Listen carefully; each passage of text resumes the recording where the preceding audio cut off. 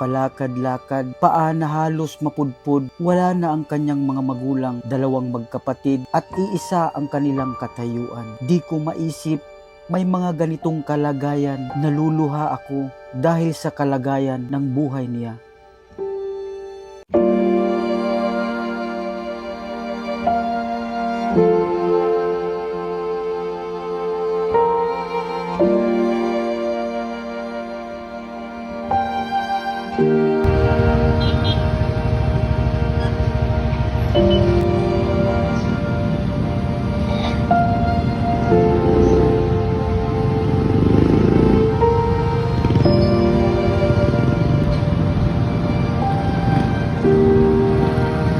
Sinundan ko ito dahil palagay ko para siyang nagugutom at gusto niyang kumain.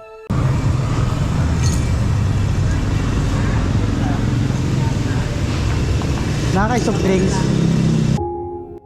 Pinigilan ko si kuya na sabi ko, wag mo nang inumin yung luma, bibilihan na lang kita ng bagong soft drinks. Pero hindi ko siya maawat dahil parang uhaw na siya. Mayroon tong sinasabi pero hindi ko maintindihan kung ano yung sinasabi niya. Kaya inalok ko ito na sabi ko, kumain ka, umupo ka dito, kukuha ko ng pagkain. Tuluyan niyang ininom yung soft drinks na kinuha niya doon sa kitchen. Hindi ko maintindihan kung ano ang kanyang nararamdaman. Hindi ko alam kung ano ang pakiramdam niya. Ito ang buhay ni kuya araw-araw.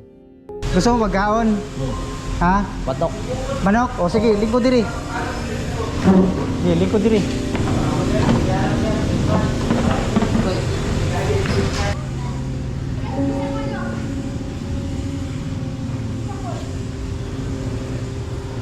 Kuha kayo dyan, soft drinks dalawa. Sige, isa po. Mag-inom mo soft drinks. O sige. Kuha dyan, ako na lang magbayad. Dalawa. Yung